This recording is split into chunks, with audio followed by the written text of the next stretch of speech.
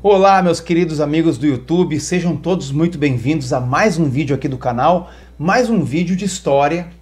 Nós estamos no 5º episódio da nossa épica série em 6 episódios sobre a República de Weimar, um período muito marcante, muito importante da história da Alemanha e que vai ter consequências para toda a história do mundo todo no século XX.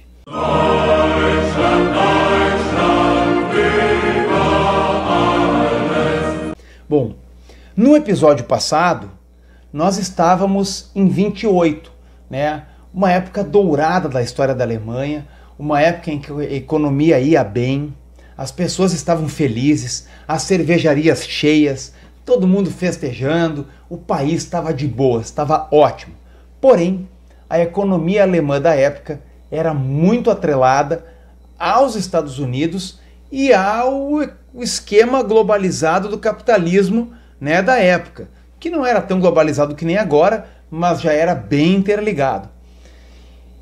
E tudo iria muito bem, tudo continuaria muito bem se não fosse a quebra da Bolsa de Valores de Nova York em 1929.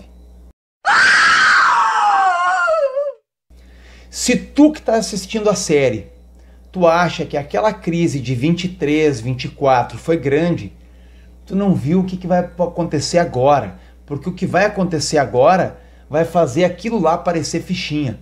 Vamos dimensionar o tamanho da crise que a Alemanha estava vivendo em 1929, 1930, certo? Bom, em 28, na época dourada, eu tenho aqui os números, olha aqui, ó. Em 1927, o crescimento do PIB da Alemanha foi de 10%. Em 28, foi de 4,5%, 4,5 pontos percentuais. Em 29, esse crescimento foi de 0. E nos 2 anos seguintes, né, em 30 e 31, o crescimento seria de 7% negativo a cada ano, ou seja, seria um decréscimo da economia alemã. A economia alemã começou a encolher. O povo alemão mergulhou numa M sem tamanho entre 29 e 30. E em 1930, o que a gente tem? Uma eleição federal, uma eleição para o parlamento alemão.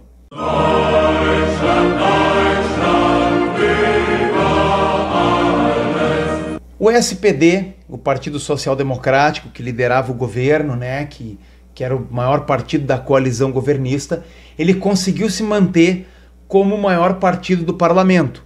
Ele fez 24,5% dos votos. Votação impressionante, mas menor do que a anterior, né? O partido trabalhou muito para conseguir se manter como líder do parlamento. O problema é que a segunda posição foi ocupada por um partido que até pouco tempo atrás dava traço, até pouco tempo atrás fazia voto quase nenhum. E esse partido é o Partido Nazista. O Partido Nazista fez 18,3% dos votos. Essa progressão de votos dos nazistas é facilmente explicável, sabe? Porque, olha só, enquanto a República de Weimar, né, a República Alemã, estava indo muito bem, o povo estava se locupletando, vivendo legal, tinha emprego, a economia crescia, os nazistas diziam o seguinte, que a Alemanha estava nas mãos da elite econômica internacional, do capitalismo internacional, né, dos judeus, né, porque os nazistas associavam bancos e capitalismo com judeus, né, a gente não pode nunca esquecer, né, e daí os nazistas eles diziam, olha, essas elites internacionais não ligam para a Alemanha e logo logo a Alemanha vai mergulhar numa crise e a Alemanha não está se preocupando em ser grande e forte por conta própria. Né? Um projeto de força por conta própria seria aquela coisa de nação militarista, né? Aquela coisa prussiana. E os caras diziam que uma crise era iminente e ninguém levava a sério. Tá? Os nazistas eram vistos como malucos, minoritários, uns caras isolados num canto. Agora veio a crise. E eles, de uma hora para outra, parecem profetas que acertaram. E se eles acertaram no diagnóstico, eles também necessariamente estão acertando na solução que eles propõem, né? E quando um político parece ter uma boa solução para os problemas do país, ele faz voto. Logo depois dos nazistas, a gente tem o KPD, o Partido Comunista, com 13,1% dos votos. Fortalecido naturalmente pela crise econômica, né? Assim como tem gente que perde a esperança na democracia e começa a optar pelo nazismo nessa fase, a gente tem também gente que desiste da democracia e começa a apostar no comunismo. Então a crise vai destruindo o bloco central aqui e os extremos vão subindo. Quem permanece no mesmo lugar é o centro, o Zentrum, que faz 11,8% dos votos.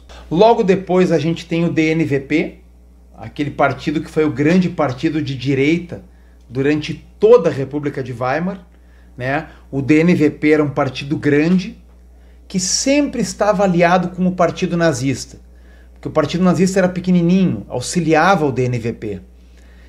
E agora o partido nazista engoliu o eleitorado do DNVP. Acredito eu que em grande parte por causa do trabalho do Joseph Goebbels com a propaganda, a oratória do Hitler, porque o Hitler daí consegue chegar no rádio, né? Ele começa a falar para as massas, então o eleitorado do DNVP migra para o partido nazista.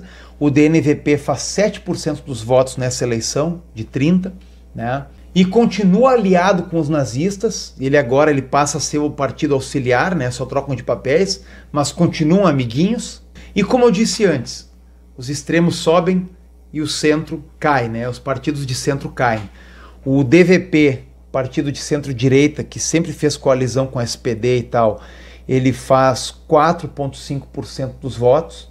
É uma bela queda em relação ao que ele teve na última eleição. O resultado dessa eleição cria algumas dificuldades para o bloco do governo, para o bloco democrático, né? Mas ainda assim o SPD, o centro, com o auxílio de legendas menores, eles conseguem montar uma coalizão para ter maioria no parlamento.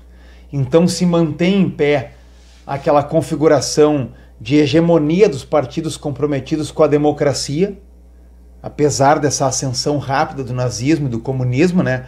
Mas eles conseguem manter a estabilidade política ainda da República. É uma situação bem frágil e é dentro dessa situação, dentro desse contexto, que a Alemanha se prepara para a próxima eleição presidencial.